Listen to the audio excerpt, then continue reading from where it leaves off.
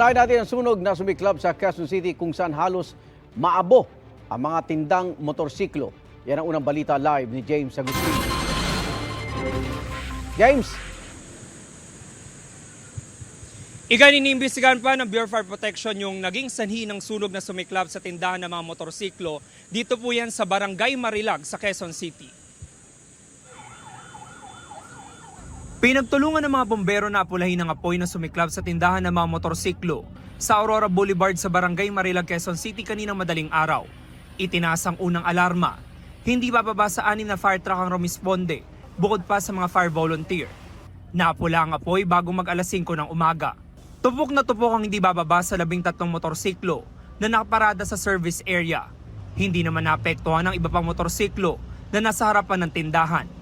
Kwento ng gwardiya sa compound, nagro-roving siya nang mapansin niya ang usok sa service area. May nakita kong usok. Tapos inikot ko kung saan banda na titikon din dito sa gitna nga. Ngayon, nung alam ko na may sunog, ginising ko niya katiwala para kung ano yung dapat gawin. Humingi ako ng tulong para tumawag sa so nga lang, wala yung mga napunta ko dun eh. Wala. Una na binaba na yung switch bago kami Natutulog po ako tapos ginising lang po ako nung gwardiya namin. Mabilis kumalat yung apoy eh.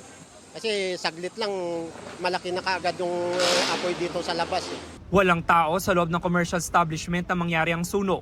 Inaalam pa ng Bureau of Fire Protection ang posibleng sanhi ng apoy at kabuang halaga ng pinsala.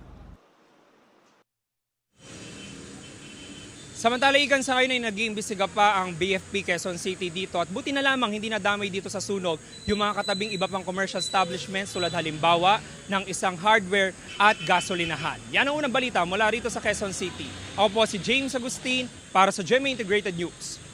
Igan, mauna ka sa mga balita. Mag-subscribe sa GMA Integrated News sa YouTube. Sa mga kapuso abroad, subaybayan nyo kami sa GMA Pinoy TV at sa www.gmanews.tv.